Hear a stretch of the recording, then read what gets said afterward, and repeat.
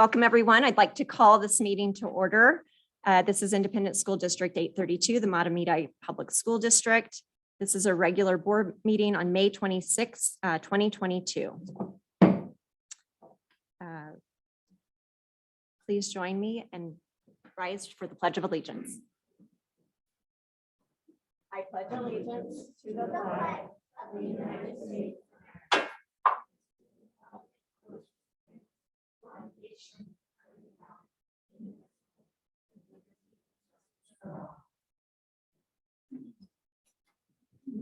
Roll call of attendance, please. Done. Approval of the agenda. Do I have a motion? So moved. By Paul, Second. seconded by Kevin. All those in favor, please. Oh, any discussion? All those in favor, please say aye. Aye. Motion carries. Approval of the consent agenda. Do I have a motion? By Kelly. Second. Seconded by Lucy. Any discussion? All those in favor, please say aye. Aye. Motion carries. Presentations and recognition. Start with you, Barb. Yeah, well, we're going to start by talking a little bit about the Zephyr Learning Showcase. Shortly before the meeting started, we had a number of students here doing some demonstrations of their learning. And so this is our opportunity to be able to just kind of recognize those students for their presentations and comment on what we saw. So I'll just open it up to whoever would like to start. Kelly. I would say this is by far the best part of being on the board, is getting a chance to see the work that the students are doing. It was so much fun to see their passion. They were so excited. I mean, I wish I could have bottled up the energy that was over here and the young lady sharing with us about her composition that she had created. And it literally sounded like she had written the score for a music piece in a movie, and it's just fantastic. So I just love it. It was so much fun to see the students. I hope we can do that even more. The students with the rockets and talking through the process of what rockets would fly farther and why they would fly farther, and how they, are using critical thinking to problem solve when they didn't fly as far as they wanted. I mean, everything we saw all around the room, the passion and excitement was just contagious. So I love it. Thanks for having it as a part of our evening. Evan. I think very well put, Kelly. I think I too was impressed by the caliber of the presentations put on tonight. I loved seeing the American Sign Language display. That was wonderful. And all of them were just fantastic. I think I might have gotten in the way of one of those rockets. Anyway, it's cool. But I think what was even more impressive than the stuff that was being showcased was the passion and the ability for the students to articulate what it was they were doing and showing. And that to me was the most impressive part, was their promoting and discussing what they were doing. Oh. I would just like to encourage everyone here that was able to see some of these presentations to pass the word to the community, to take a half hour and attend this. And because you don't get that opportunity very often to see these kids in action. So I'd pass the word if you could.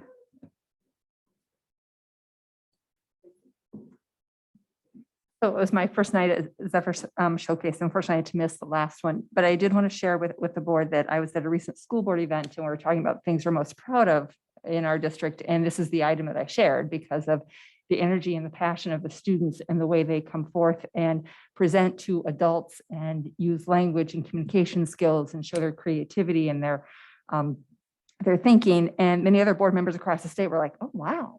And started to reach out and want to know more about it. And so it's a great model for many other districts. And so Barbie will be hearing from some other people about how we put this together.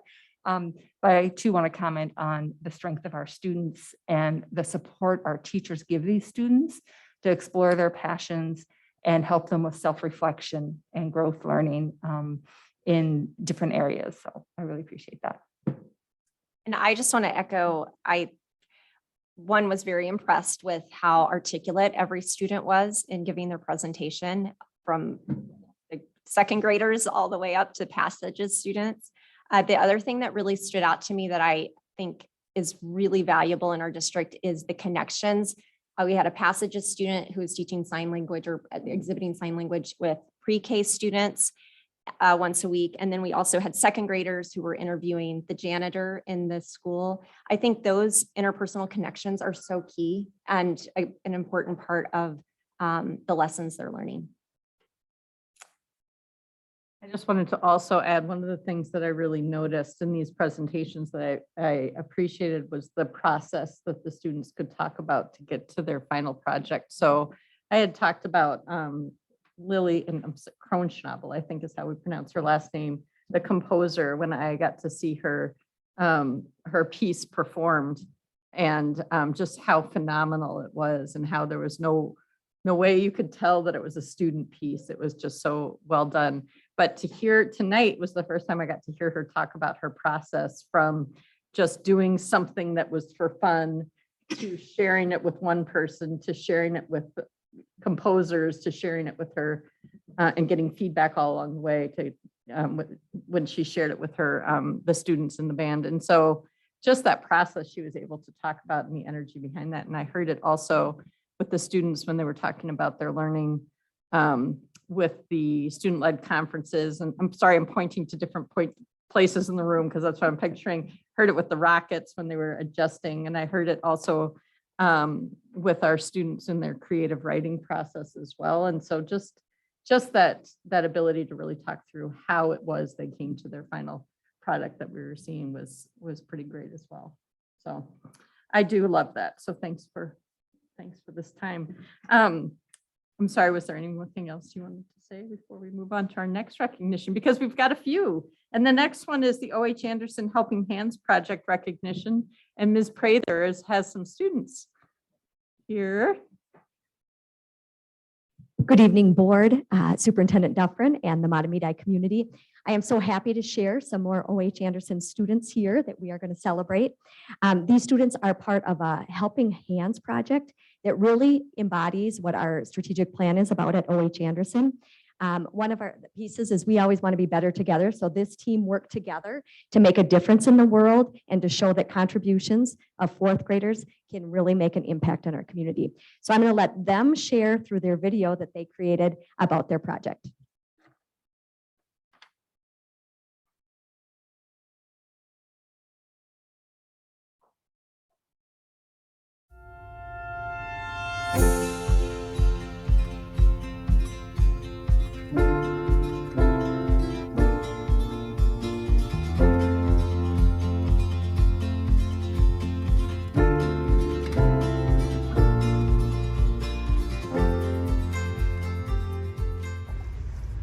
I started the Helping Hands because I wanted to help our community. I wanted to help people that don't have everything that they need. I hope that everybody that received an item got what they needed. Thank you to everybody who donated. I thought this project was a good idea because it taught us teamwork and perseverance. Even when we got one item on the first day, we still kept going. And at the end, we got 735 items, which is great. Thank you for donating. For our project, we collected lots of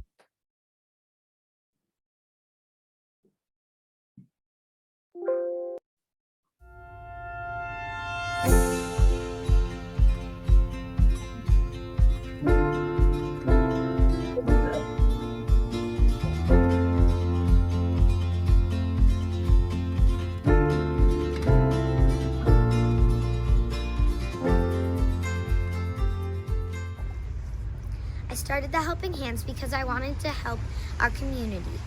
I wanted to help people that don't have everything that they need. I hope that everybody that received an item got what they needed. Thank you to everybody who donated. I thought this project was a good idea because it taught us teamwork and perseverance. Even when we got one item on the first day, we still kept going. And at the end, we got 735 items, which is great. Thank you for donating. For our project, we collected lots of different items. Some of the items we collected were personal care items, toys for kids, and winter gear. The Helping Hands project at O.H. Anderson Elementary School highlights our students' bold learner agency to collaboratively and mindfully contribute to the world. This is a great example of seeing our strategic plan in action. Fundamental to our school's strategic plan is making a community impact with these donations going straight to St. Andrews Resource Center and the Good Neighbor Club for Matamide and Willerny. Through this project, students worked collaboratively to organize this donation drive. They wrote the proposal and presented it to me for some feedback. They created all the communication for students and families and were on announcements each day appealing to the student body to join in helping others in our community. They collected, counted, and displayed items each day and had school rewards for exceeding our goal of getting 735 items to donate.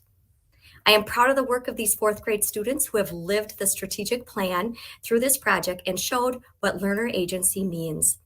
At O.H. Anderson, our goal is to continue to nurture and empower all of our students to take action for the greater good.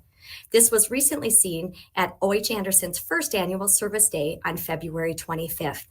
Students participated in projects to help others and spread kindness. Some of the projects were writing thank you notes to the military, writing notes to senior citizens, making healthcare hearts for Hennepin Healthcare NICU unit, making treat bags for our guest teachers, and other ways that they could share and give back to our community. Thank you. I think this project was a success because kids at O.H. Anderson have teamwork and they show encouragement, and just because we're kids doesn't mean we can't make a difference in the world.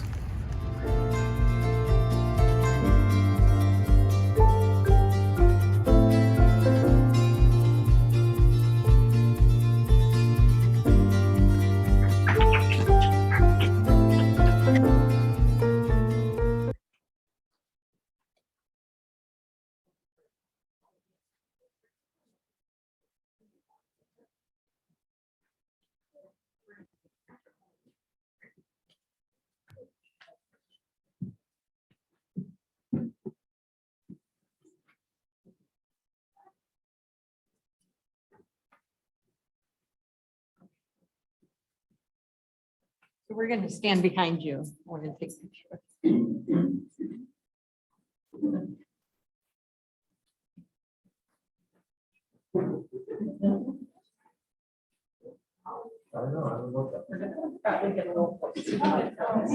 Okay, let's shift this right there in the students. Let's shift you guys in the middle a little bit more.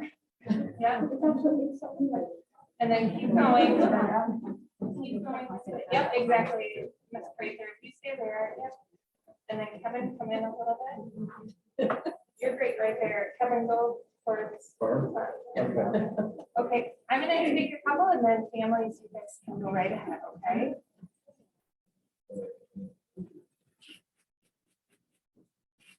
And then just use my phone and then.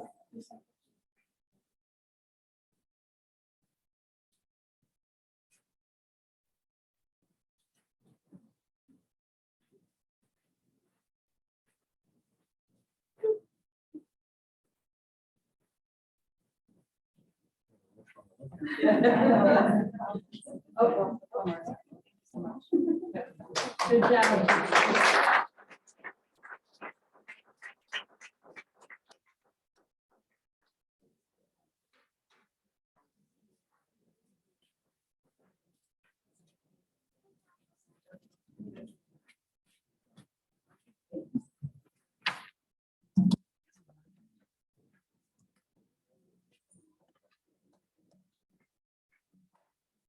Hey, we have another recognition this evening, and that is for Tolu, our student school board member. This is Tolu's last meeting with us, and so we want to have an opportunity to recognize you, Tolu. So first, I want to thank you for your serious commitment to how you've approached this role. You come prepared, you come with insights to improve discussions and our decision-making. This fall, you may not know that Tolu joined us, a few of our school board members at a metro area conference, and she was the only student participant. And you might recall that many of our colleagues assumed that she was an elected board member due to her mature participation in discussions. In every endeavor, Tolu is seen by peers and adults as a leader and has a long history of excelling academically in and out of the classroom. You've embraced every opportunity and challenge to explore and excel in rigorous co-curricular opportunities. And we've noticed. As we've navigated our way through this pandemic, Tolu, you've been an advocate for student well-being at the board table. Your voice has been invaluable in reminding adults the importance of patience as students recover from the disruptions of the past 2 years. You've weathered tense board meetings with thoughtful confidence and never shied away from reminding us to keep students at the center. So we've all been fortunate to witness the thoughtful groundedness that you bring to our school community and school board. And you just continue to navigate your leadership with that calm fortitude. So we are so thankful for you lending your voice and perspective and making us all better. And so we want to present you with this bell and to thank you for your service to the school board and to our school community. Thank you, Tolu.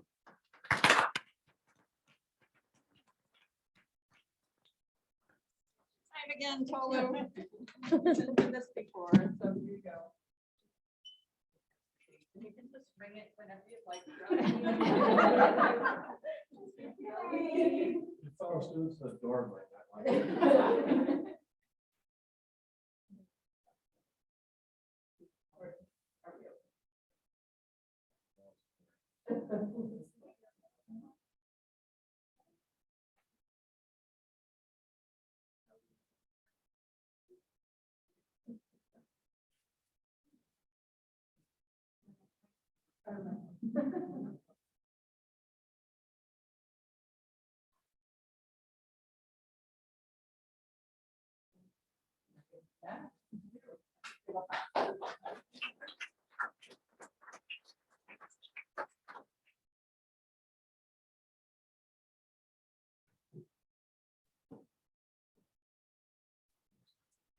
Well, before we move on to your report, I think we all want to say how much we appreciate you. And I think Barb summed it up really well, but we'd love to hear your report. I'd also love to hear what's next and just share a little bit because we are going to miss you. And I hope that we will, I hope you'll come back and visit us. I'm kind of stuck here. My sister comes here, so. Excellent. But yeah, this has been a very interesting opportunity and I've enjoyed every minute of it. Next year, I will be attending Case Western Reserve University in Ohio to study neuroscience with a minor in bioethics as of now. So yeah, that's like the next year plan. And like I said, this opportunity is one that reminded me the importance of sharing other people's voices and making sure that everyone's perspective is considered. And it's helped me develop those communication skills with, people who are older than me and people who are in higher positions than me. And again, I hope that I've showed the student voice and student perspective and that I was able to represent them well. So thanks.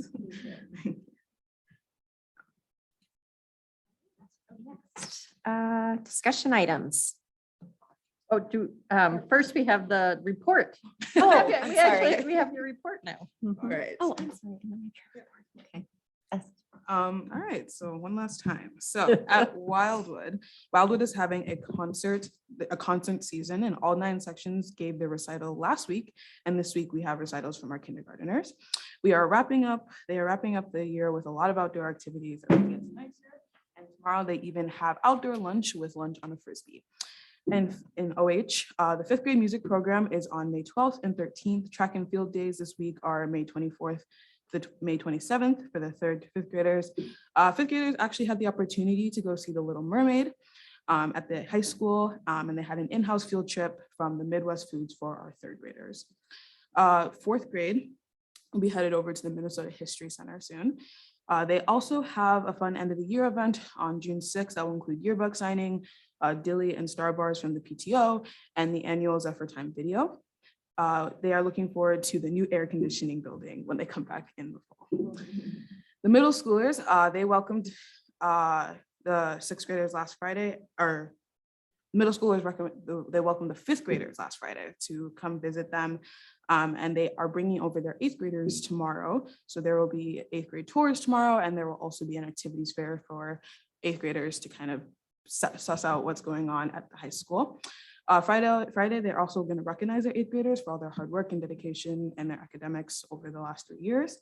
And for those who are interested, they are bringing back the talent show on June 8th. Finally, at the high school, we have the Pops Choir concert on last Monday night, and they had an awesome senior send-off. There will also be an MHS band Pops concert Monday, June 6th. Yearbook distribution for seniors on Tuesday, May 31st from 6 to 7:30 at the high school. And all other students will receive their yearbooks on June 1st during advisory. The seniors will also have their Wildwood Walk on Tuesday, June 7th, and senior send-off will be Thursday, June 9th. Graduation is also June 11th. And as you guys know, we already discussed it, but it is my last night. So I'd like to introduce the upcoming student representative, Kaya Ramali. She's sitting over in the audience. I know Kaya from class and clubs, and I assure you, you guys are in very, very good hands. Welcome, Kaya. Lou, I just want to take a moment and thank you personally for your dedication to the work that you've been doing. I was lucky to spend that day with you at the AMSD conference and was very impressed with the way you handled yourself at the conference. And as Barb said, no one knew you were a student representative. And when I said, well, we brought a student representative, they're like, really, where? I was like, well, right here. And so I really appreciate the way you handled yourself and you interacted with everyone. And just really want to take a moment to thank you for all your work this entire year. It's been great to watch you grow and learn about the work of the board because it's not what you typically expect. And so there's that learning curve and you've handled it really well. So thank you so much.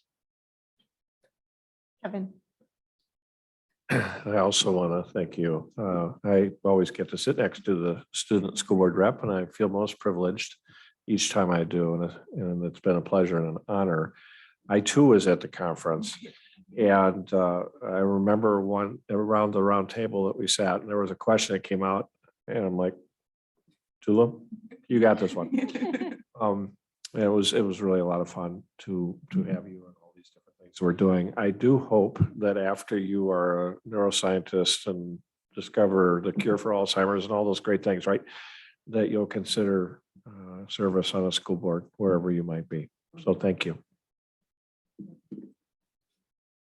Kelly. So Lou, I think back to when I was a senior in high school and I wasn't doing the same things that you're doing right now. And I mean, you're wise beyond your years. You're a kind soul.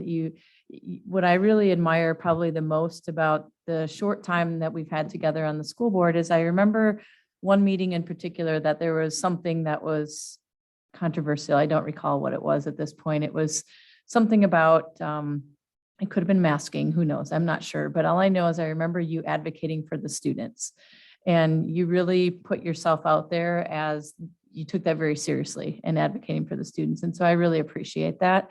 You're going to do great things. I'm excited to hear about your future and, just keep doing wonderful things because you really are changing the world. Just real quickly, Tulip, you're an incredible role model. So thank you. And I've always wondered, you participate in track and field, correct?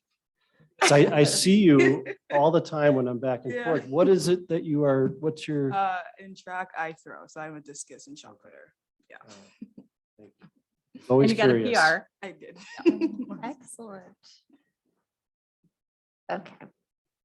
Sorry, I was way off earlier. You I know don't what? It's all happened. okay. Okay, so now we're back on track. Superintendent's report. Yeah, do I? Oh, I do. Clicker. There you go. Thank you. Okay.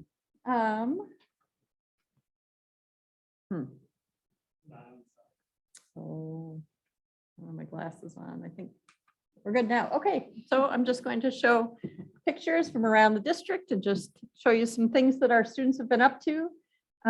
Just briefly highlight the email that went out about our family surveys. Again, just recap secondary schedule redesign where we are and give a brief legislative update. So recently, and Tolu, you may have already reported on some of these, but we just had our tours both of the Wildwood students coming up and walking around OHA with some third grade tour guides, and also our middle school tours for our students that are going to be starting middle school next year. Recently, both our middle school, we had about 50 middle school students and 50 OH students participate in the Young Authors Conference. This is a conference that's put on by Metro XU, and it's a fabulous opportunity for students who are really interested in writing to meet with some authors and do some work with their own writing and get some advice and guidance on their own writing. So it's a fabulous opportunity. It's always a hit. And so we had great participation there. You may have heard, I think we've highlighted this before.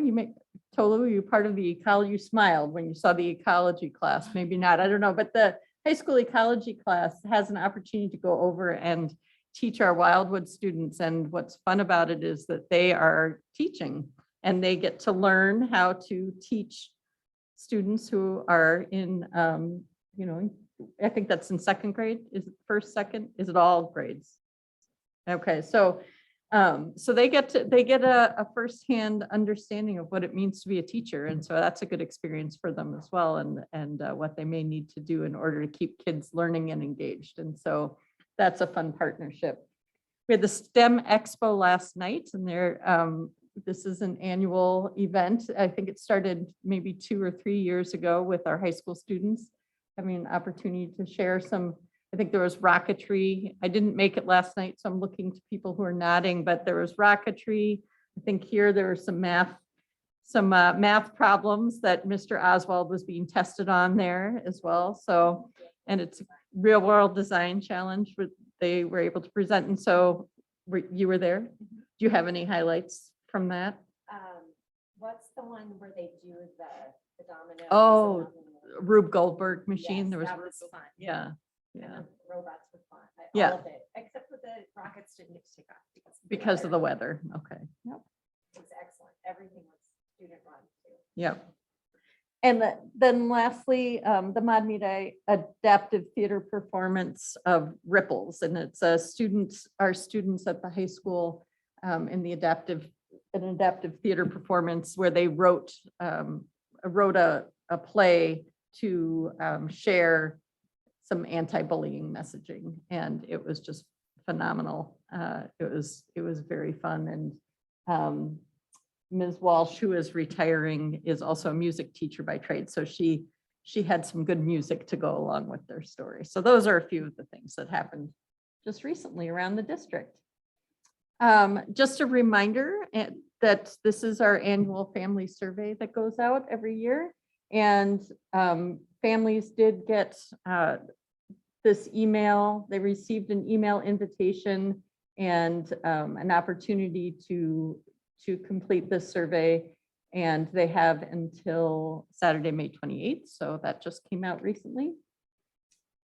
Just a recap of our secondary schedule redesign. You know that we'll be talking again about our middle school schedule options in particular. We do have 2 high school options, but at this point, we're just going to slow it down a little bit because there are so many other variables that come with the high school schedule. In particular, really needing to further discuss and study how it works with AP, CIS, PSEO. There are a lot of different variables with the courses that are offered at the high school level. And so we're going to slow that process down a little bit. And we're just going to focus on the middle school schedule on the 9th. If there's any action, the earliest that would happen would be on June 23rd. So that's just a reminder of where we are with that. And then finally, just a brief legislative update. And you probably know as much as I do on this one, but it is the case that they did not pass the supplemental budget bill, and there is discussion about a special session, but that, as far as I know, that has not been called yet. So I don't have too much to report on that, although at AMSD tomorrow, they'll give us somewhat of an update as much as it can be. I will say that one of the things did that did pass is the student data privacy bill, and that was something that we had been talking about here at the board table. That was passed unanimously in both the House and the Senate. And it does support holding technology vendors accountable to high standards for ensuring privacy and data security, as we had talked about. It was amended, so it did not, the language that districts had been asking for, it was amended before it passed in terms of the teacher's ability to use that instructional technology in the classroom. So that phrasing was fixed, but it still continues to hold the technology vendors accountable. I will say that I want to do a little shout out to Patrick Crothers.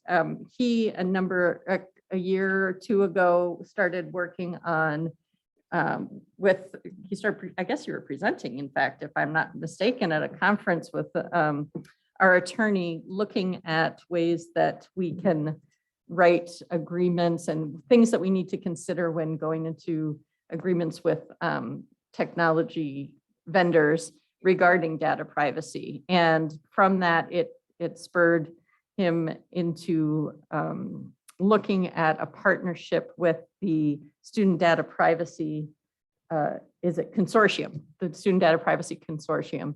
And so Matamide and 916 were the two districts that started the partnership, I guess, with the Data Consortium. And now there are 30 other districts that have joined.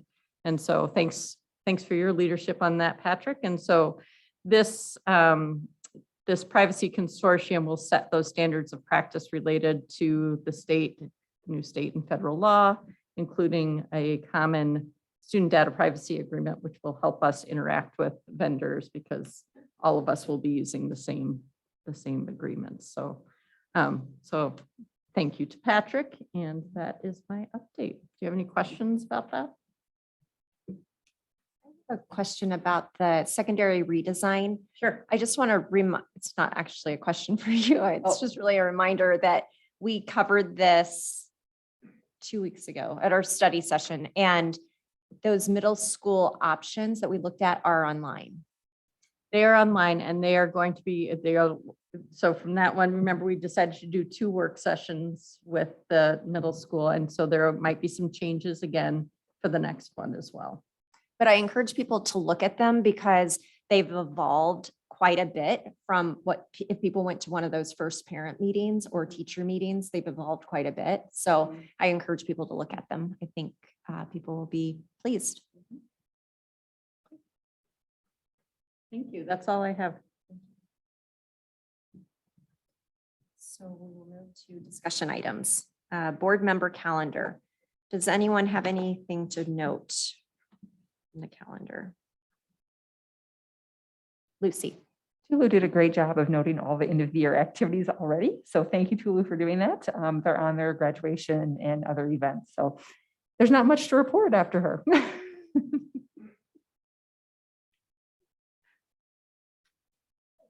And now we will move to wellness update from Tony Pierce.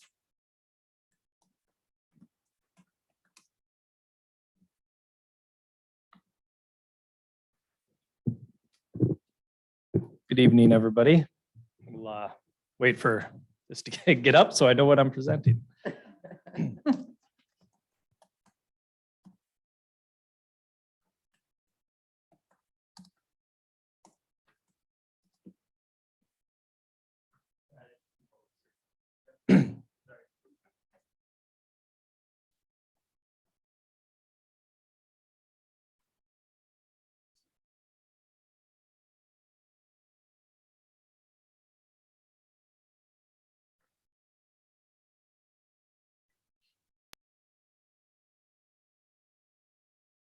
All right. So if you recall this, sorry, I have a tendency to talk a little loud.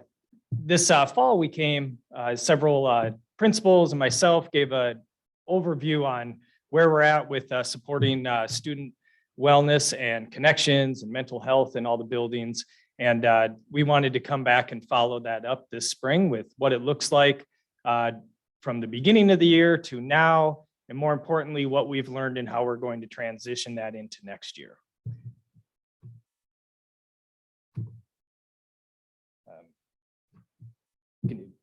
next one. All right, so what we're going to talk about today is we're going to talk about our North Homes update, which North Homes is our co-located mental health services. We're going to talk about some new programming at Matamide Middle School and the high school, gifted and talented social emotional learning groups, and some other updates, and what is ahead for 2022, 2023. So just I know everybody's probably a little tired of the COVID talk, but it's still a real thing and we're still feeling the effects. So everything we're doing with mental health isn't solely related to COVID-19, but it definitely had an impact, and we want to make sure that we are being responsive to the needs that we see in our schools. We're using support tools that we used in the past, and it's also prompted us to develop new ones because everything we do is different. The school's different, the world's different, life is different, and we need to respond accordingly. So just an overview, North Homes they're a co-located mental health service. So what that means is they are a mental health provider. It's not through our school district. They are a private entity. They just provide mental health therapy in our schools. So this slide really reflects about as far back as I'm aware of. So I've been here 4 years. So the first year in 1819, we did not have North Homes. And we had approximately half of so about a 0.5 FTE that was available in our high school, so about 2.5 days a week. And that was the only mental health provider that we had in our district available to our students and families.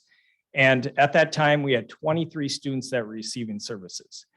And the mental health services for those that don't have a child with those needs, that's great. I mean, I personally would prefer that everyone was doing wonderful and there wasn't any needs that, exist, but that's not the reality. And I personally sat across from several parents in meetings and heard the struggles of having children who were really had a need and that there were wait lists and they couldn't get in, or maybe their schedules wouldn't allow for them to take them to a therapist at 8 o'clock at night. So it just really became loud and clear that we have to do something to address the needs that we're seeing in our schools. So that was 4 years ago, half-time employee, 23 students were being served. During that year, we created the Zephyr Wellness, and that was really triggered by the May Fund a Need. And rolling into 1920 was our first year of partnering with North Homes. And the numbers are there. So we had about 2.5 therapists, mental health therapists, and 65 total students were served throughout our district. So just in that first year, we had a jump of approximately 40 kids that were able to access those services. 2021, we increased that to 128 total students. That doesn't, and I've said this before, that doesn't mean at any one time there's necessarily 128 students. Some students receive these services and then they graduate from that programming because they met their goals and they're able to be successful without that. So it's not once you're in, you're there forever. The intent is that service is available as long as the student needs it. So, and you may be wondering, if I looked at this, I'd say, well, we have more students, but we have less staff. And that was really, mental health therapists are really hard to find. So North Homes was committed to providing us therapists based on student need.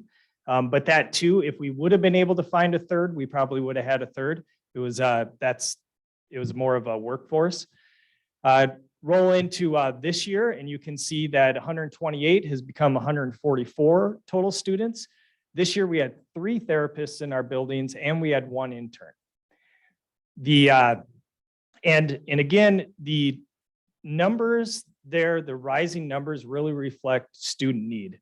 So I think, if we would have had all these systems in place and we were to go back in time, we probably would have seen high numbers there too. We just didn't have the capacity to meet the needs of those students.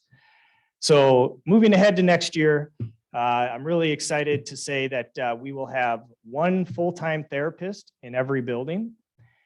So that's something that we haven't had before.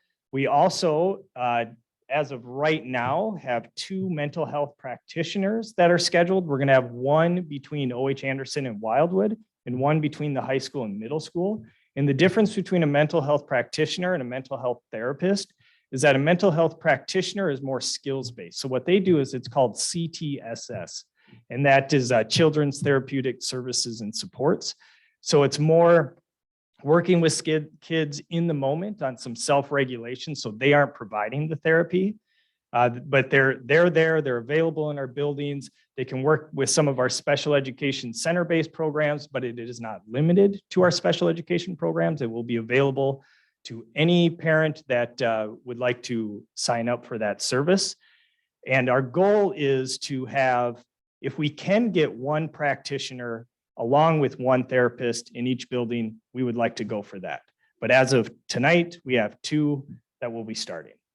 And it's important to comment that all of these services are strictly parent-driven. So parents have, this is not a referral or acknowledging that these services are available in our buildings is where the school really ends on this. And then parents have, of course, the right to pursue these services if they want. Nice. All right, new program at Matamide Middle School. So some of you may have seen, and in the bottom right-hand corner, you can see an article that the White Bear Press did there with the therapy dogs. Julie Brown, a social studies teacher at the middle school, is a therapy dog trainer, and she brought in 2 beautiful golden retrievers. That was something that was on her mind for a while. And it was super cool to see that rolled out. It was very well received. And just, I believe a video was sent out maybe a couple months ago on that, and you can just see the reaction of the children as the dogs made their way down the hallway and in the classroom. It's very cool. So it'll be really interesting to see where that goes in the future. The next is the Where Everybody Belongs. That's the web peer mentoring. It's similar to the Link Crew at the high school. Wellness Wednesdays. So they've really, during Zephyr time on Wednesdays, is focusing on some social emotional learning. That social emotional curriculum that they will be using for next year is called Character Strong.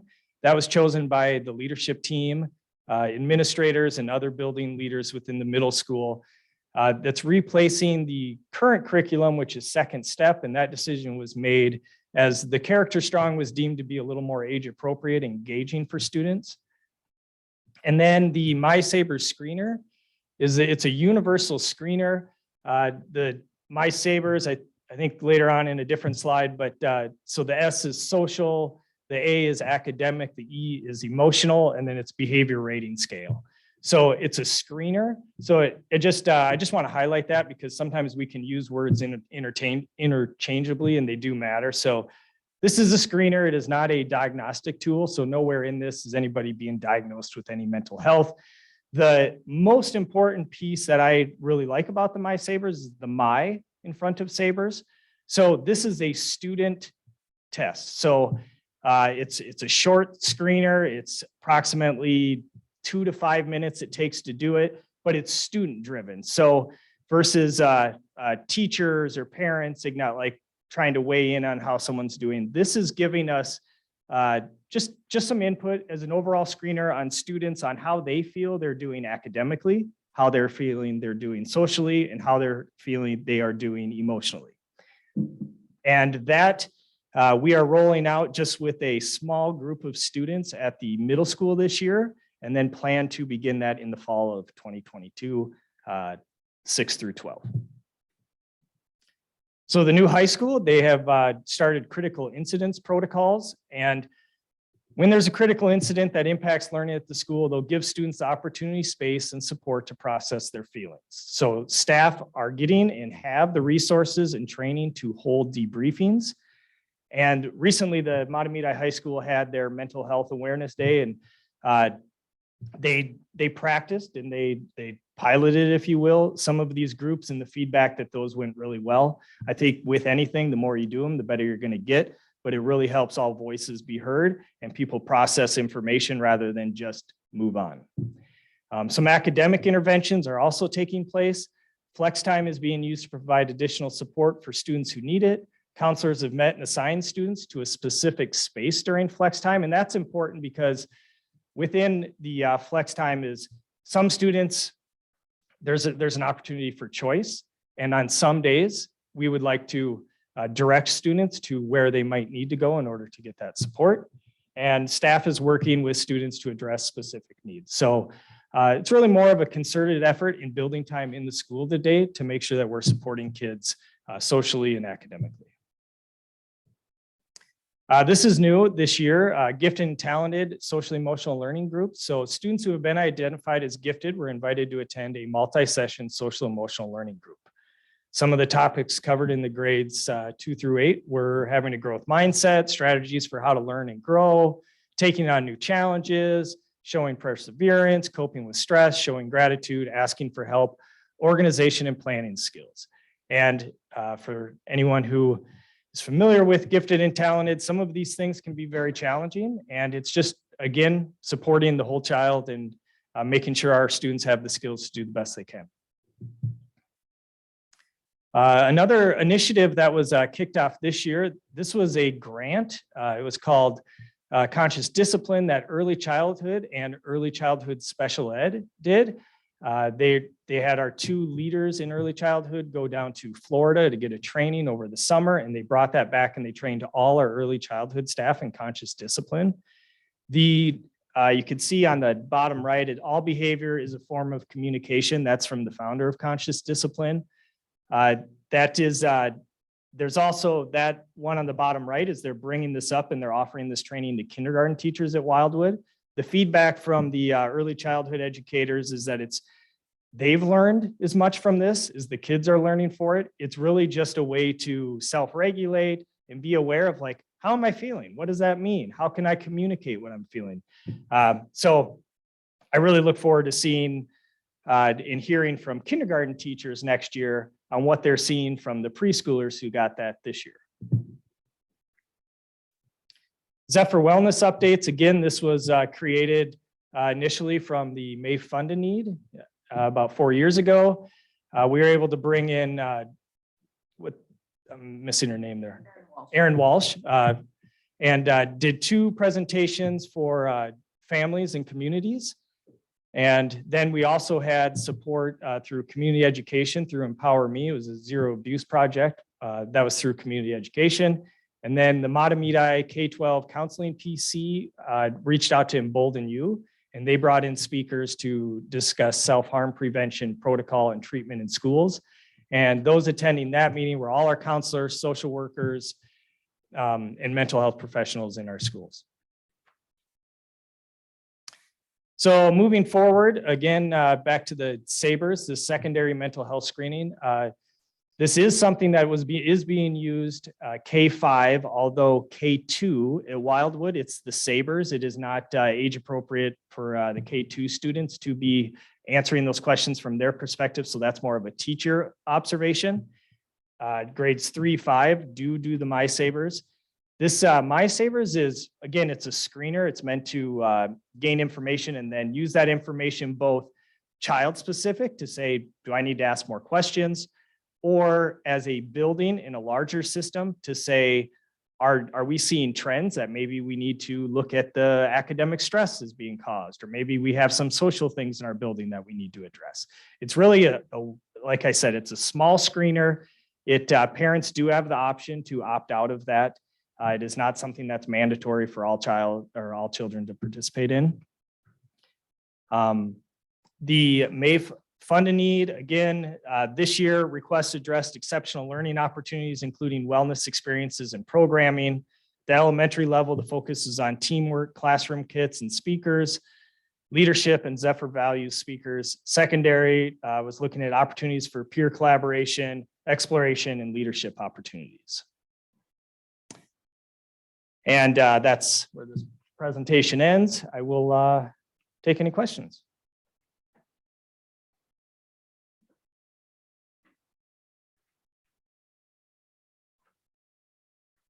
So I have a question, Tony, about, so the conscious discipline, I hadn't heard of that prior to this. So I'm just gonna go with what I know. Is that similar to like a zones of regulation where students are learning how to self-regulate and identify where they're at and how to handle that?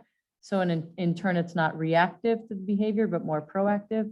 Just looking for a little bit. Yeah, and I don't want to speak out too far outside my wheelhouse, but I think it's it's definitely more at the age piece. It's known as, I mean, it doesn't end at preschool, but I can find out more about that, Kelly. Kate's coming. Oh, there she is. Yes, conscious discipline is a tool that we used for children to identify their feelings, label them, be able to express them, and regulate that. That's what I assume. Thanks, Kate. Paul, did you have your hand up? I did have one more thing to add that you might want to know. So like the My Savers, it's part of FastBridge, which is what we use for our math assessments and our reading assessments. So we roll those out like 3 times a year to assess where kids are at in reading and math. And that was chosen because it feeds right into our current system where we can gather that data really easily. It's part of the programs that we're already using. So just where you know kind of how we landed on that choice.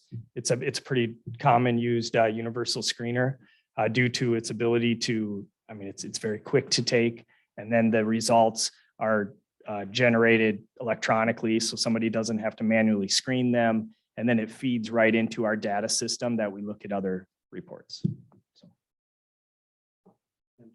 Tony, couple questions for you on the North Homes. So help me understand, can you review again how that's paid for, what our role is with referring to North Home, what our role is in a cost, because I understand typically with MAPE grants, it's really, that money's not there to continue with the whatever gets implemented. Mhm. And this is growing, and so Yeah. so I guess number one, can you just help explain or remind us what our role is with North Homes and how that interaction works? Yep. Yeah, that's a great question. So our commitment to North Homes is to provide them in-kind space in our buildings. And their commitment is to provide in-house mental health services to our students. So we have not used, the only May Fund in Need money that we went towards North Homes was to cover those who were underinsured and couldn't afford some of the practice. So North Homes income is generated through, it's an insurance billed piece, or if somebody is MA billing, so it's through the billing things. So all these numbers and these staff that you see increasing do not cost the school district a dime, other than providing the in-kind space in our buildings. And then, so what can we learn? I mean, this trend is not a good trend, right? I think everyone would agree in that it's a good trend in that kids are getting help, but it's a bad trend in that more kids seem to be needing help. So what are we learning from this? And do they provide feedback to us? I mean, how does that work? Yeah, that, I mean, again, great question. So when North Homes, if a family is, so what they don't do, and this is really why I think that North Homes is a unique partner in this, because the co-located services are common in all schools. That's not an unusual thing here. What's unusual with North Homes is our relationship where they are staffing to meet our needs versus saying, you get 2 staff, Matamide, and if you want any more, we're going to charge you $100,000 to bring somebody in. So that's unique. The other thing is, if once parents agree, if they are seeking North Home services, they are also agreeing that North Homes is going to be collaborating with the school staff that work with that child. So they aren't just occupying space down the hall and never interact. A functioning model is where they are present at staff meetings, where for all intents and purposes, they are part of our school district and they are working and sharing information. So if you have a special ed kit student, for example, that is receiving North Home services at their IEP team meeting, North Homes may be sitting there at the table too to share information on how to best support the student. And to answer your other question, yeah, you see those numbers. I don't know how you could look and be like, wow, that's a lot of students that have these mental health needs. And I think that's why it's important that we are looking at how can we, I mean, what you saw tonight is we have a lot of new social emotional supports, be it the kids who are doing outstanding and are there, to maybe some kids who are really struggling, to maybe students have parents that are going through a divorce or any other life circumstances. So I think the more that we can do as a school to recognize that these needs exist, and we do have to look at how we embed them into our programming. And then if I can move on to Sabres. So did I read that screening has been taking place in the elementary school? Yes. Yeah, I don't know how, we can find that out though. And what is that screening? Give me an example of how that screening takes place. Is it kids are interviewed, kids fill out a questionnaire, or is it observation by the teacher that they then fill out a form? How does that work? Yeah, it's an online form. So at OH Anderson, for example, students, when they just would sit in front of a computer, they would take, 5 minutes or so to submit their answers. Then the screeners, and again, they're doing other assessments too, and I'm using a set because we don't call it a reading screener, it's a reading assessment, but I do want to be clear that this is a screener. They look at the data, and then if they were seeing, like the counselors were seeing, hey, this is, this student seems like there's a lot of academic stress, they're going to meet with them and say, hey, how you doing? How you feeling? Whatever. If there's something from that, then they would reach out to parents, or maybe the student is having some real social emotional problems. So maybe they're going to add, and again, this is very elementary thing, but maybe they're going to have a friendship group at lunch if they decide, if the kid's like, yeah, nobody plays with me out at recess, and I'm bummed out. Well, that's good, because we may not, that's some of those things. The importance of having a student do it is some students don't say anything when there's something going on. It's kind of embarrassing oftentimes to go to someone and say, nobody plays with me. So sometimes those things manifest, and we get those results through something like this. And maybe that doesn't show up in the screener, nobody plays with me, but by asking questions, you can flush some of those things out, and then you can offer the supports accordingly. Sorry to monopolize the time, but I wasn't around in November, or at least on the board. That's all right. And then, so you mentioned it's parental driven, right? Or parental consent is, so how are the parents involved, and do they know it's coming? Do they have the option? Yeah, so it's on, sorry, go ahead. Do they have the option to opt out? I think I heard that word. So it's it's on the assessment calendar at OH Anderson. So when you look at all the assessments that are going to be going out, it lists, 3 times a year, we're taking this reading one, this math one, we've got MCA tests here. This is when we're doing, so that's how they're noticed there. And if they don't want their child to participate, they can notify the school and say, I don't want them participating in the MySavers test. At the secondary, since that was new and we piloted it this year, we sent out an individual letter to the small group of students that we were going to pilot it with. And that was simply chosen by those that were already in the system at the middle school, because it's a little different. Some of those the reading assessments that we use at the elementaries, we don't use at the middle school and high school. So we already had those in there, so we thought we would run them. And then, but those parents were notified prior and given the option to, not have their child participate if they so choose. And then last question, would parents be allowed to view the questions that are asked their children before they take the screening? It's a good question. I think it's, I don't know if it, I don't see a huge problem. It's not it's. Yeah, they could. Yeah, I mean, you could print it off and yeah, give it to them. it's It's just not something. Yeah. that people have asked Someone wanted about. to see. Sure. us available. Yeah, I mean, it's not anything secretive, I guess is what I'm saying. I was envisioning how that would best look, but yeah, print it off. Okay, yeah. Thank you. Thank you. Yeah. That's all I have. Oh, Tolu, I'm sorry. I just wanted to, because like you guys brought it up, but they talked about the mental health week in our school, and we had student speakers who all of which were seniors. So some of them I knew from class and whatnot. I just wanted to highlight how important that was and how impactful it was, because you were able to hear stories from students who are going through the same, processes of you, applying to college, doing this, doing that, and how they've struggled with their mental health, but then also how they've overcome it. So that just like highlighting that, having that every year, like I remember my freshman year, we also had it, but then COVID and just, it kind of got lost in translation kind of thing.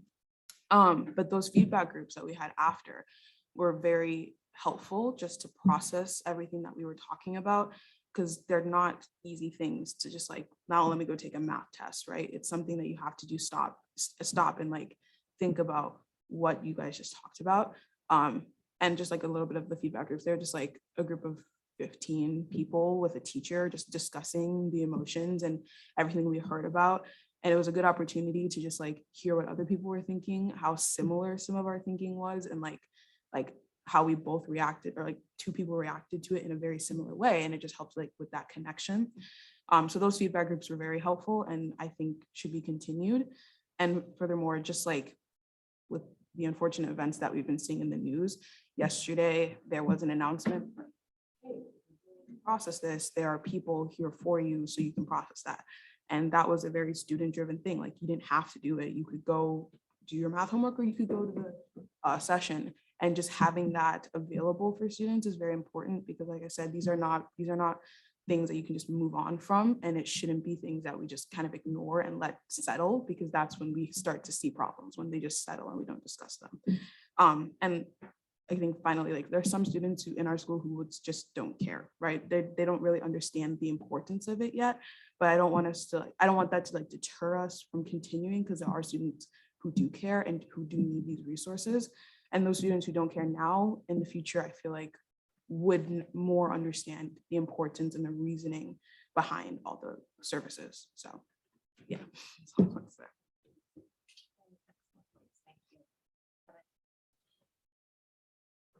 Would you say that we are doing a lot better on our mental health and wellness initiatives than we did prior, 4 years ago and earlier? Would you say that we're really starting to meet Yeah, the vast majority of our needs? I would. And I think that is reflected there. I think, if we took away all these mental health supports that we have right now, I don't think that takes away the needs that we're seeing there, that we have these mental health systems in place to address. So that's my indicator, is that those needs are there, and we're trying to get creative, innovative, think about how we can do things collectively in partnerships to make sure that we're addressing these needs and supporting the kids. In other words, those needs were there before we really got into this. Yeah, and I mean, it's fair to say those needs over the last 2 years have probably increased, 916, do you use, I guess I'm kind of wondering, is we have 916, we pay membership fees to go through 916. Are you working with them on some of this as well? And do we see other member districts of the 13 in the collaborative? Do we see them also using some of these screeners and some of the things we've been talking about tonight? I think White Bear uses North Homes as well, if I'm not yes, mistaken. yeah, White Bear is the other one that uses North Homes. Everyone, Lee Carlson, Canvas, different. There aren't enough mental health providers that are in schools to support the need that are in schools. So I think we're very fortunate to have the level of support that we do through North Homes. Yep. So Tony, I really appreciate the way you keep referring to this as being parent driven, because parents are our best advocates and partners when we work with students with mental health. as you think about the screener and the data that's provided, and the work our teachers do, because they do a great job, watching kids and monitoring mental health pieces. When they take the SABRE and there's a result that says, oh, this child is struggling, is there something automatic that happens, or is it that then it kicks in a process? You know what I'm saying? No, that's a great question, Lucy. A screener like My Sabers would not then trigger a North Holmes referral. It's triggering if it reaches, okay, it's in the red on this response or in this zone, it would trigger someone to have a conversation with the student. And that would be the first step. And then, it might be like, hey, we can address this. And again, you're talking about kids of varying ages too. So I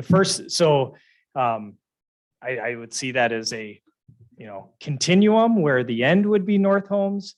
The screener would be the very first thing, but not even with again, it's a social, emotional, social, emotional, and academic piece. So it's really just we want to make sure we don't want to assume that somebody is going to speak out when they need help and they're going to seek somebody out. So it's a way to just say, we're going to put this out there. We're going to give the student an opportunity to give us feedback, and then we're going to respond accordingly. And it begins with, if the numbers are, or, if the data indicates like, oh, this is in the red, that we're going to ask some questions. So pre-SABRE, whether it's elementary, high school, middle school, there was no district-wide way to check in with students. It would be more random of if a teacher happened to have a conversation or something like that. So this just gives us a nice check-in with students that then allows teachers and district personnel the ability to check in and then make the appropriate decisions with collaboration and partnership with the families. Is that a good way to summarize? Exactly. Okay. In absence of a universal screener where you are relying on students to report, you are really relying on externalizing behaviors to be now start asking questions. And we know, the more we learn that not everybody has externalizing behaviors.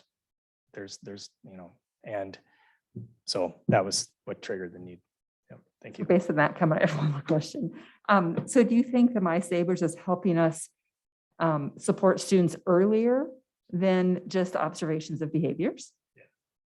Okay. So it's a better support for students. And we still do all the observations, but yes, it's another tool to help make sure that we are supporting and identifying as early as possible. And again, in partnership with families. Absolutely. Yep. Thank you. So if a student does trigger or ends up in the red, is the parent notified right away? I think they first do like at OH right now, like a minute meeting, what they call. So they just check in with the student and then they would follow up. But I'm not 100% sure. It's not, but it's parent involvement. I don't know. You could look into that. And I then can. I think the other. I'm not piece like is- the steps of all the pieces. Yeah. And we're trying to, I just want to say that's why we wanted to pilot the piece at the secondaries, because we want to make sure we have a process rather than roll it out to 2,000 kids. Yeah. So. And then I have a question tied to this and to the students at the high school who maybe choose or are able to participate with North Holmes. How do you protect privacy? So that's two different questions. One, if a student does get this minute meeting, how do you ensure who finds out? Do all the teachers find out, or do you see what I'm seeing? How do you protect privacy? Because I know there's guidelines that have to be followed. And then on the other end of that, how do you do it if a student does need to seek help at North Holmes and it's the middle of the day, but they don't really want everyone to know because they're not comfortable with that yet? How do you protect that opportunity? So again, we haven't done it at the secondary, like how we would roll that out. But I can speak to the North Holmes, and I think we'd be very sensitive to that. So for example, it's not uncommon for some kids to, there's, what's in that room, right? So it's not uncommon for a student to go outside of passing period when nobody else is in the hallway. The staff do their best to know the kid. And for some kids, to be honest, it's and you could probably speak to this, kids are in and out of the counseling office constantly. They're in and out of the nurse's office constantly for various reasons. And they're in and out of our mental wellness center at the high school all the time. So it isn't uncommon. I know that's hard because that didn't exist when I was in school, and I'm sure it didn't exist when you were in school. Kids leave class for various things all the time. So it's more normalized, I guess, to be, going somewhere else than your peers, because a lot of people do it. But in the situations, and I know we've done this, where for some kids it's very sensitive, and I totally get that. So then they work with the child and say, how can we make this work so that you can access the service and we can respect your wants there? Kelly. 2 points. One is a follow-up to Stacy's question, and that is, I guess I'll start with a comment. I feel like having this universal screener and having information, in my opinion, is better than not having any information. And so what I would love to know more is, I'm just speaking my personal, local, immediate scenario of my own 4 kids. If somebody came up in that red for whatever reason and had the minute meeting or whatever, I would love to be notified and make sure that that's a policy across the district. I would, wherever that information goes, that's for the parent and the educator and the counselor and whatever that is to decide to go forward with that. But I certainly would hope that we would not be doing such a thing without the parents knowing of that. But then a follow-up to that is there's so many more informal things that have been taking place for so long that are helping with students with mental health, and, building relationships with students is so paramount to that. And I'm going to use my own son as an example. I know he's not watching. He would never watch a school board meeting, but he was really struggling with that middle school transition, and the counseling staff at the middle school and his Zephyr time teacher really took him under their wing and went from a student who was during distance learning, thought he was like pulling the wool out from under us and turning in Google Meet assignments by just clicking submit, but nothing was actually attached to it. And so then all of the work and things that weren't being done, but then being recognized by a staff member. So I think that the staff members stepped up, came to support him right away. And I think that that's happening with our students all over the place informally, not in a structured system, but I think the more that we can reinforce and provide opportunity, time in the school day for students to build a relationship, whether that's with the Zephyr time teacher, whether that's with, in elementary, whether that's their homeroom teacher or whatever that is. I just think that the more we can continually think about as we move forward and think, now we're having conversations about what the new schedule looks like, how can our kids connect with somebody, because that person could be instrumental in who they become when they're long past our system, that relationship that they built. So I think that really we need to make sure that that's a big part of it. Yep. And I do want to say, if Susie was here, when I answer, I'm like, if it's in the red, do they notify parents? I just don't want to speak to something I don't definitively know the answer on. So I'm sure if Susie were here, she would say definitively one way or another of, she's probably watching this and thinking, of course we do, Tony, what are you talking about? I will definitely figure out the answer for that. I think we would all agree that if our child was in the red, we'd want to be notified. I wasn't exactly sure of all the steps. I didn't want to answer that so putting that out there. Just one last follow-up that made me think. The SABRS, A stands for academics. Are there questions that are academic driven? Are you familiar with, how does the academics fit into this as far as, what are they looking for? What's going to show up with the academic? Could be, I struggle to complete my homework. School stresses me out, It may help to see some of the questions and I'm sure we could get that. That would be helpful. Yeah. Who would have thought?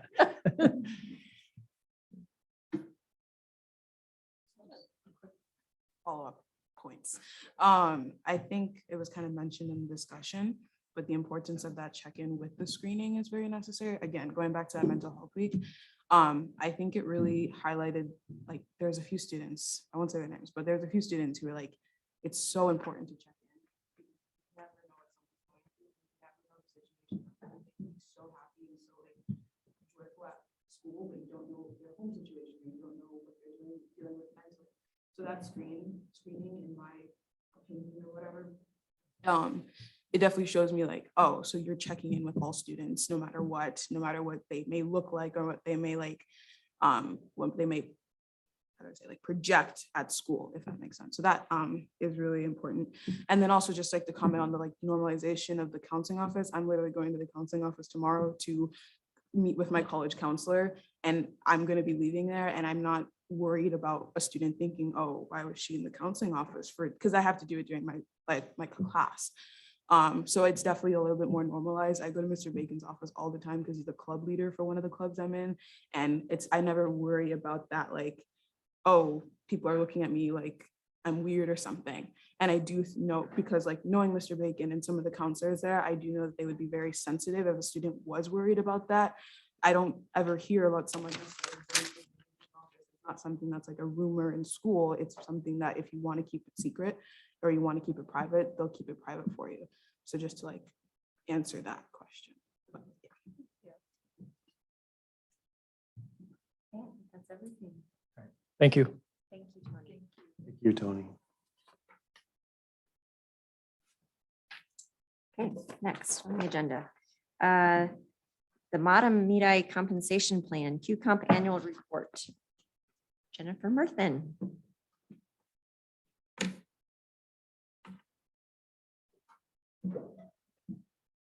Hi, I'm Jenny Murthin. I'm the MComp coordinator and also a peer coach. And we do give an annual report each year. So this is, do I get to control it, Patrick, or you? Do I get to control it or you? With the keyboard? Okay. So there are a couple state statutes that apply. MComp is commonly known as QComp. If you have been around in education long enough, you remember when that came out. So it's state statute 122A.40. I didn't include the whole part of the statute because it's really, really long. But if you want to, it's at subdivision 8. And essentially this is a process that the union and the school board have entered into for teachers. It's part of the teacher development and evaluation. And part of that includes having peer coaches and professional learning communities. So that's basically what we'll be talking about.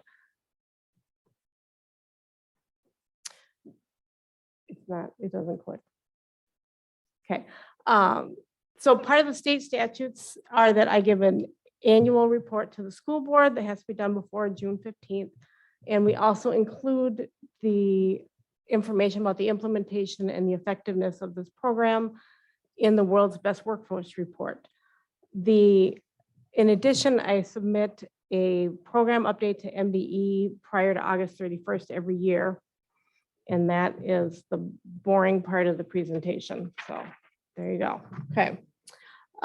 We do, aside from what you can gather just by having conversations with people, we do an annual survey about the effectiveness of our program. And the building-wide goals is actually, these are set by the instructional learning teams of each site. And so they fall under the MComp umbrella and are supported by the professional learning community goals, the peer coaching goals. It all kind of works together.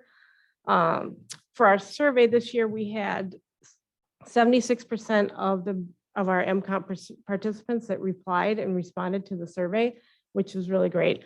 The questions related to these main components of MComp, the building my goals, the professional learning communities, and also the peer coaching.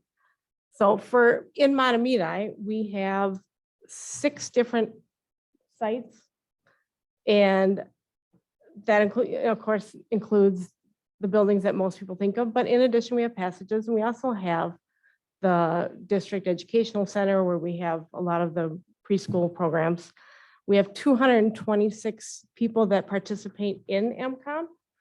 And when we asked them how much they agree with how important it is to set their PLC goal, how valuable it is to student learning. 87.5% either have strongly agree or agree, which is really awesome feedback.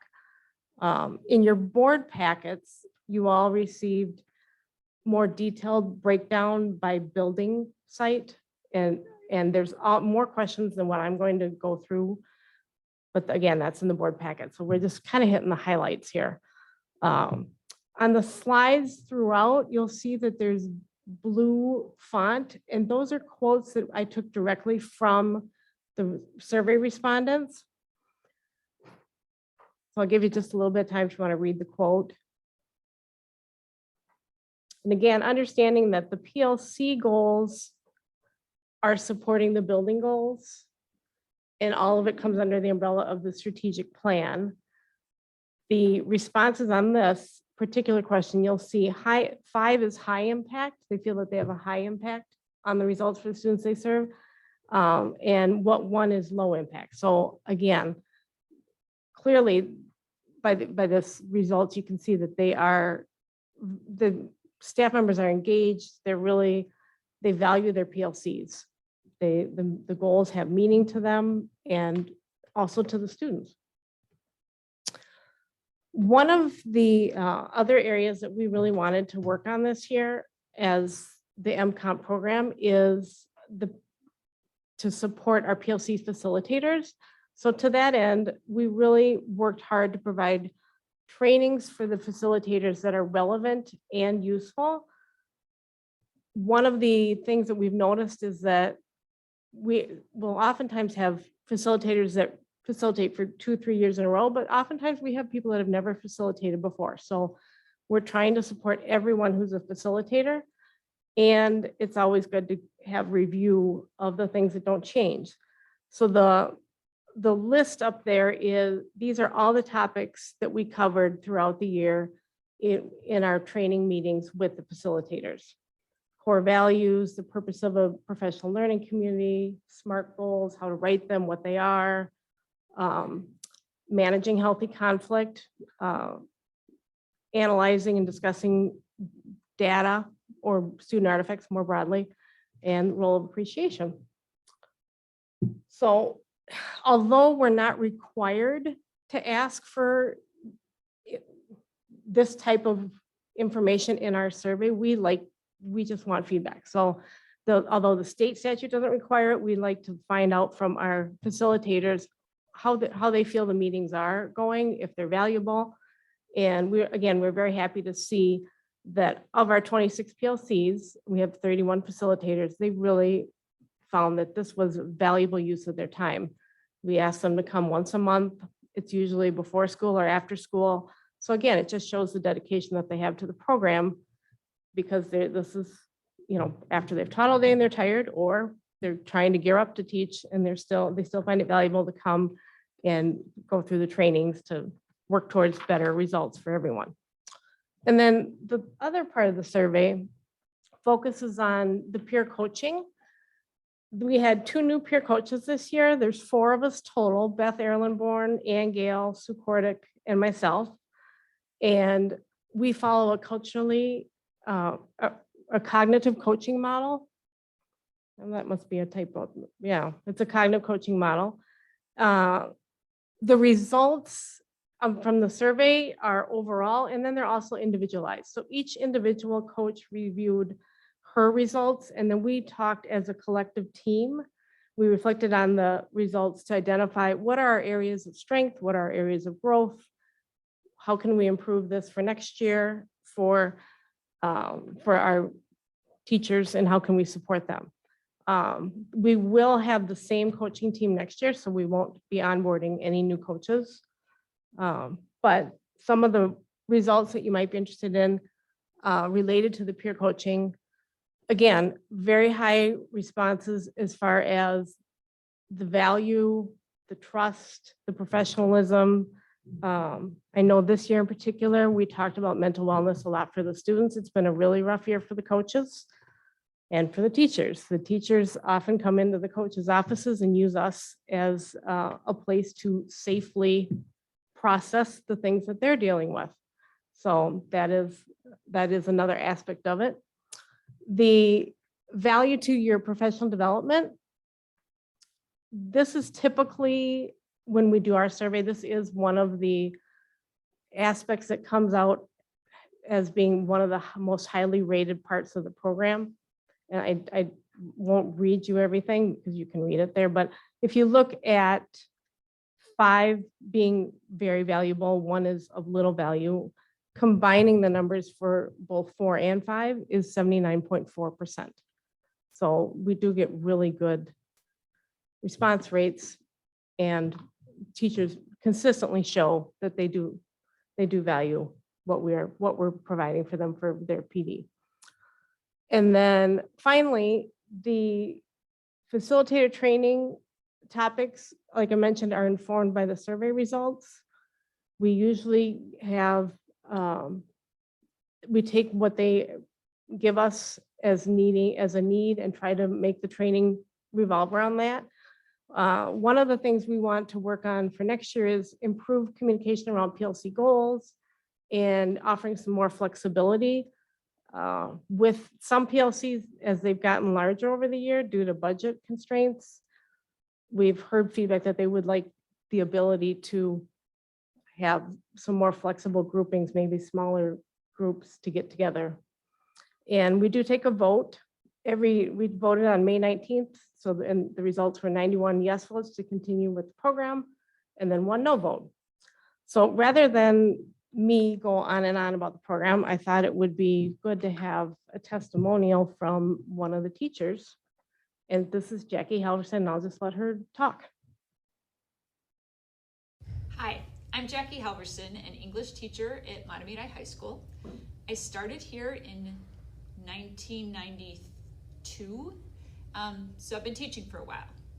So the MComp program is probably one of the most important changes over my career that has helped my teaching. And it's helped it in a lot of different ways. We'll talk about peer coaching first.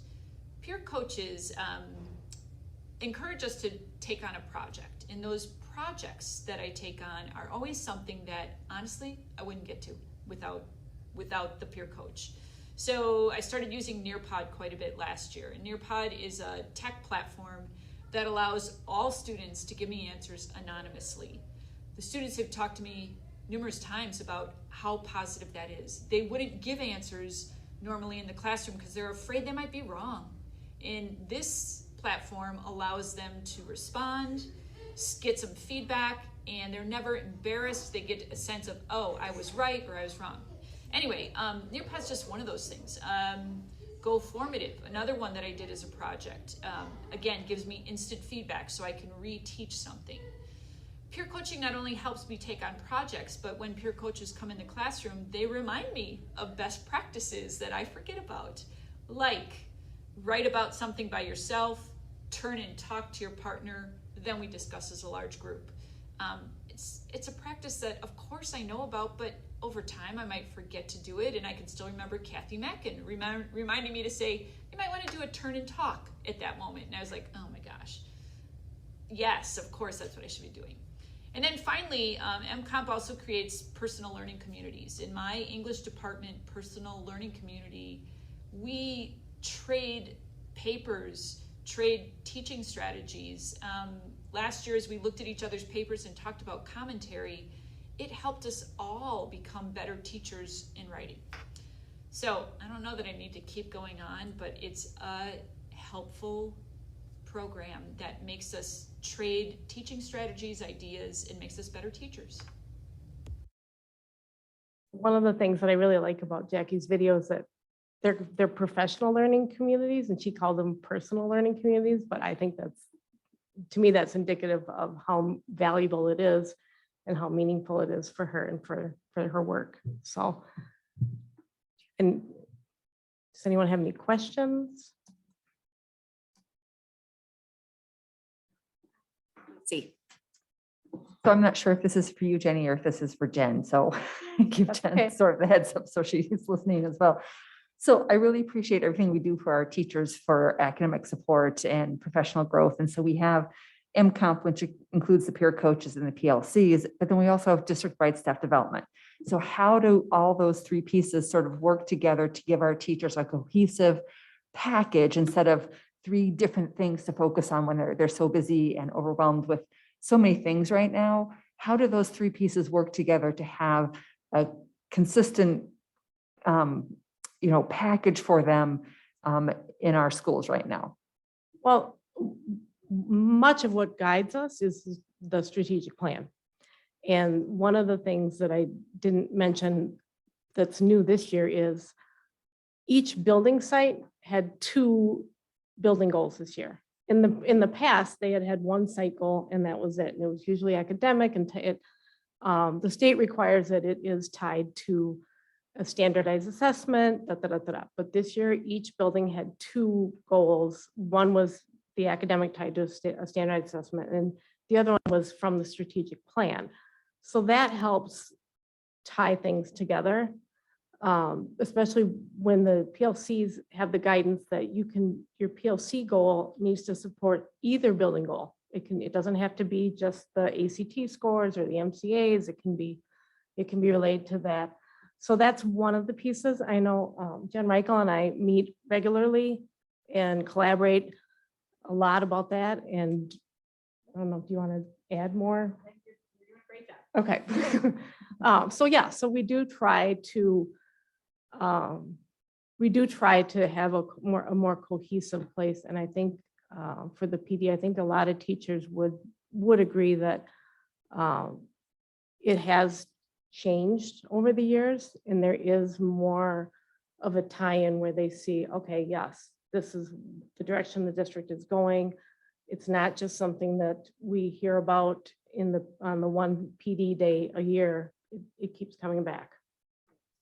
Thank you for that. I really appreciate the addition of the second goal around the strategic plan, because I know the one goal we're required to have tied to test scores doesn't necessarily fit our philosophy sometimes in the district.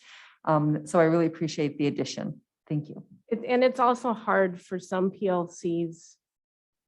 For example, at the high school, if your goal is around the ACT score in writing or the ACT score in math, that's great if you're a math or writing teacher. And it makes it harder for some teachers of other subjects to feel really tied into that goal. So having that second site goal really helps people latch on to things.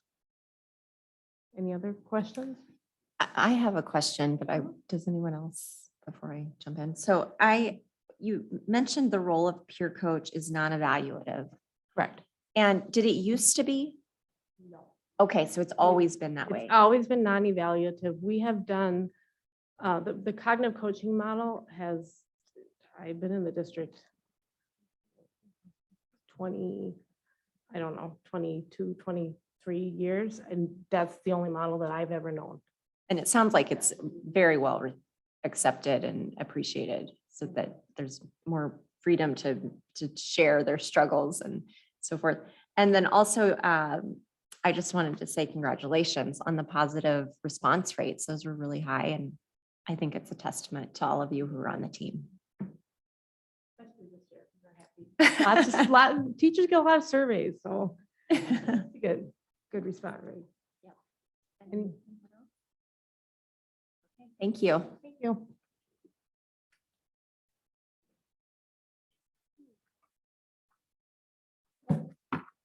First reading of policies, Barb. So these policies, the 200s represent our cycle for review of policies. They aren't necessarily policies that have any changes. They are simply ones that were up for review. Our policy committee did meet and review all of these policies. And so what you have in front of you are policies that were reviewed and are by our policy committee and are moving forward. And so this is our first reading, and I don't know if you have any questions, but our committee could pull those. We could talk to you about any of the questions you may have if you have any.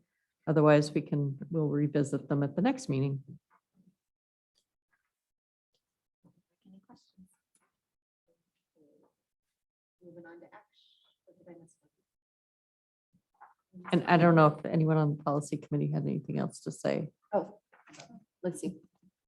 I want to thank my peers, Stacy and Paul, for being on the policy committee with me. It's a lot of work. It's a lot of time, and I really appreciate all the effort that goes into that. But it's one of the great things about the subcommittee work that we do have some members that dive more deeply into these topics. And we have them, remember, on our agenda twice. So there's an opportunity for public comment 2 times prior to us adopting them. So if the public has any comments on these, they have the opportunity at this meeting prior to it starting, and then the next regular board meeting before we adopt them. So it gives the public that opportunity to have input as well. And for the most part, these were adhering to legal changes and things like that. So A number of them have no changes. right, that's right. Now moving on to action items. So do I have, I'm looking for a motion to approve donations and grants totaling $89,147.28. So moved. By Kevin, do I have a second? Seconded by Kelly. All donations and grants are greatly appreciated, and the use of these funds will be to further the mission of the school district and are used according to the wishes of the donor. Any discussion? All those in favor, please say aye. Aye. Motion carries. Approval of the 2023-2024 calendar schedule change document. Jen Reichel, do you want to?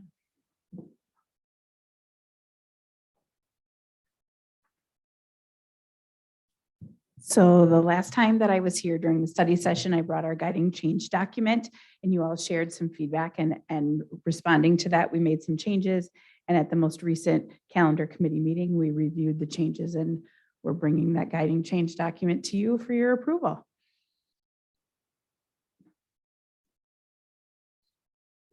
I have a question. Jen, I'm looking at the desired results column. The 5th bullet down, it says align teacher prep to the end of terms when possible. I work in teacher prep, so my definition of teacher prep is probably different than the definition here. So I'm just looking for clarification to understand what that bullet point means. Yeah, thank you for that. So typically when we have a professional day, we pair professional development with teacher work time. And so that grading report card work happens at the end of a term so that teachers can have the time to be able to do their grades and get them into the report card. So it's trying to align that time where it's most optimal for doing that sort of work. So prep is work time. So to us, we're talking about work time. And what we use on the calendar document historically, has it been work time or prep? I mean, I think that's what's throwing me is I don't think it's a term we've used a lot before. I'm wondering if we should align our terminology so it's more clear to us and to families of what we mean by that. Yeah, I think that the challenge contractually, I think it's called additional date. Like there isn't a declaration of what that time is for. And we want to move toward making sure that we use all of those additional days or as many of them as we can toward professional development. And so it will be a pairing of professional development and teacher time to do things. And we haven't determined. I'm going to call it work time. It's work time. Time to do things. It'll, teacher work time. So including grading and that's more clear to me because when I look at teacher prep, I think, well, do you mean professional development? Prep for what? And so I'm struggling just with that terminology and just wondering if we can clarify that for our community or maybe just for me. Yes, we can make that change. That's, yep. Thank you.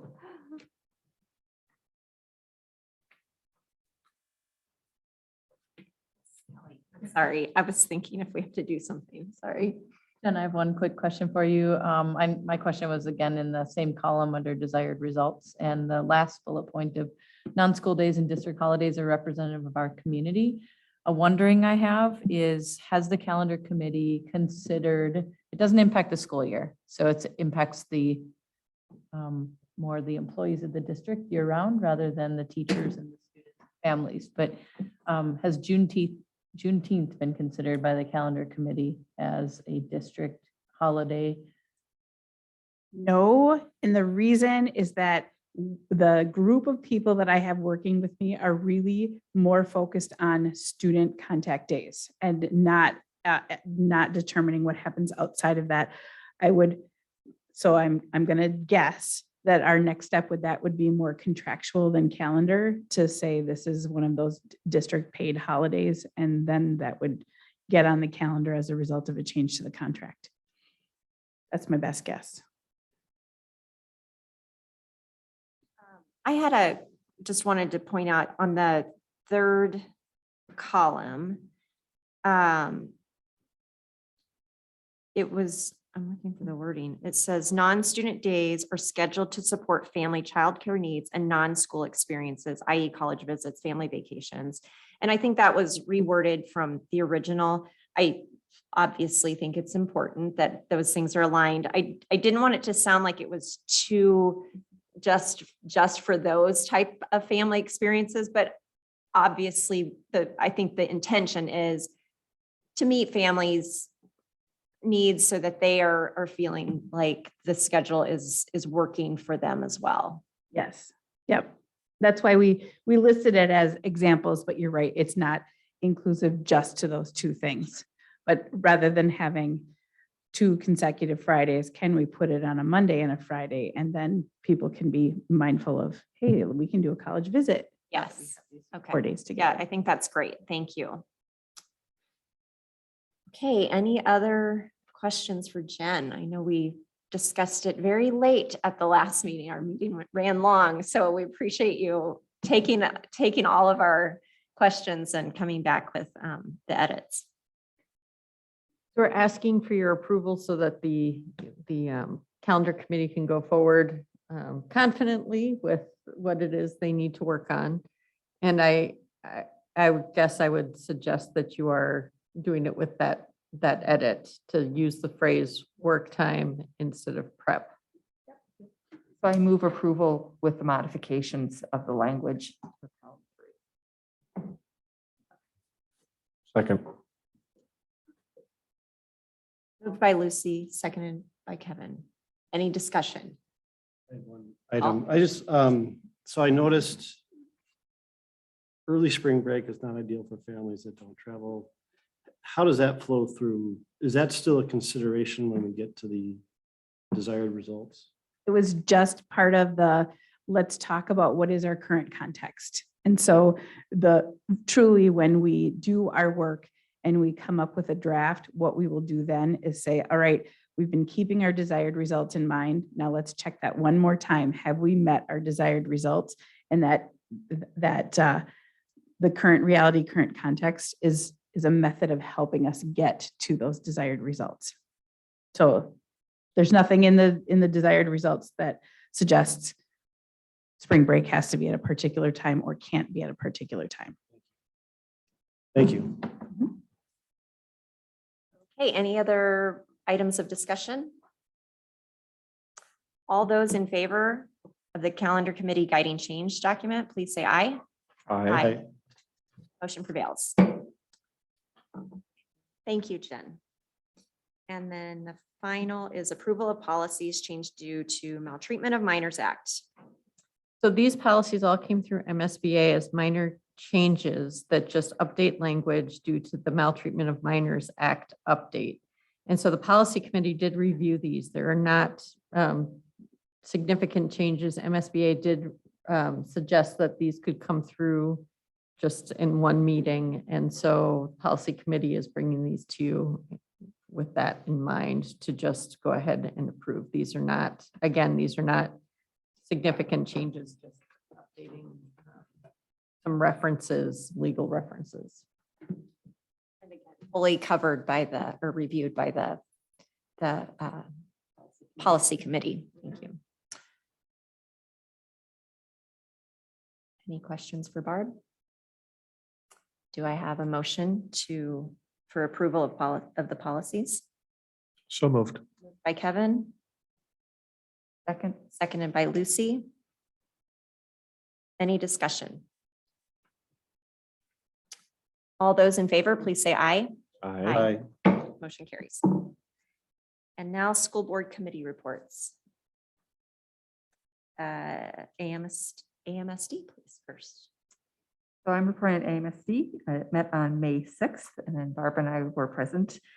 For that, it had 3 main points to the agenda. One was the teachers' retirement fund update and pension legislation, and things are doing quite well there.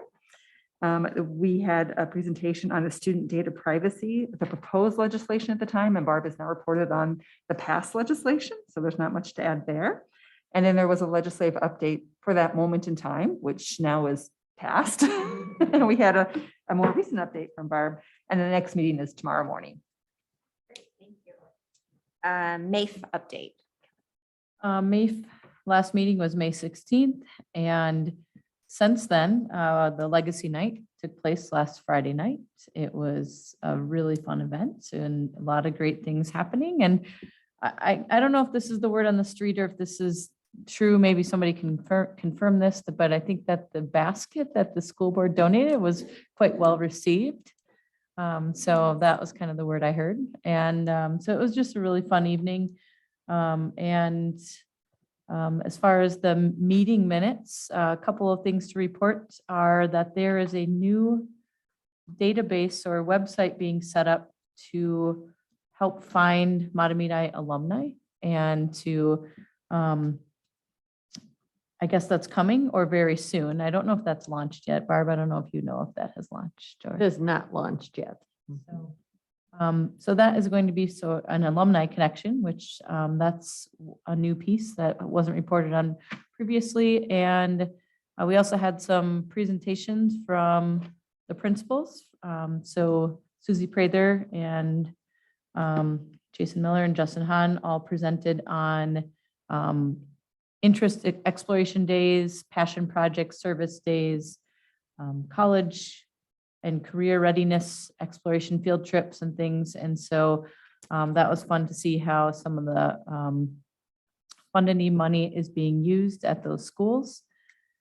And much of the meeting, as you can imagine, was focused on Legacy Night upcoming because it was right around the corner. And so I guess that's probably the highlight is it was the back in-person Legacy Night and very well attended. I got an email today that indicates that Legacy Night raised more than $100,000. So it was a very successful Legacy Night. MSBA report, please. Oh, is that true? That's Julie's responsibility. Santorini right now. Right. Okay. Metro 916, please. So there was a joint powers agreement meeting with superintendents that happened. Maybe Barb, you a little bit putting you on the spot, but if you had any updates on that. But the joint powers agreement is something that the member districts have as a kind of a binding kind of agreement on letting new members come in, how do members that wish to leave exit, and the financial ramifications thereof. And it really had not been updated for a long time, actually. And it came to be that when we had a member district leave, all of a sudden we were looking for the process and we didn't really have it. We managed to work through it, but now there's going to be an annual review. And I don't know, Barb, if you had anything further. I don't have anything to add about that. We just went through the big process recently, so there wasn't something new to add to that. I don't think. I will say that one of the things I learned about from 916 is that Matamide was used as an example of how to change programming within the district to save a district money. What we're seeing is that referrals to 916 just keep growing, but in our district, the work that's been done over the past few years that Tony has led in the department has actually kept our students within our district. And that was highlighted as the way we got support from 916 to revamp our programming and support our teachers. So that was highlighted for me in my superintendent's meeting. So I'll have a much more robust report in June because they're going to aggregate all this stuff on the joint powers and they're going to have presentation to the 9/16 school board. So I'll have more upcoming, but there are some fun trends that we're seeing. We've got quite an upswing of career and tech students. And I don't know if this is just it was high and then it really dipped down and now it's come back to just about the same number. And I don't know if that was, I'm guessing some of that's COVID that hit them a little bit, but we're seeing a higher percentage of our ALC students graduate, which is always gratifying. There's a lot of good things that we're going to bring forward here after we get this all put together. We're working on Dr. Bo's superintendent evaluation. She's brand new this year. And so we're working on that right now. And then the other thing that Dr. Bo would like to do is come to each of the member districts and give a report. And I don't know if we've done it recently with Connie leaving and her coming on. I think we've maybe missed, but usually there's a yearly kind of presentation. And so I would, Stacy as board chair, I'll put it back to you and Barb to find a time when we can invite her to come in and the team to give a presentation. It's very, some of you have gone to some of these programs and see what they're doing. It's pretty incredible. But I think it's nice to have someone actually come and present from the team. So that's my report. Are there any other board reports? All right, well, with that, do I have a motion to adjourn? Moved by Kelly. Seconded by Kevin. All those in favor, please say aye. Aye. Adjourned.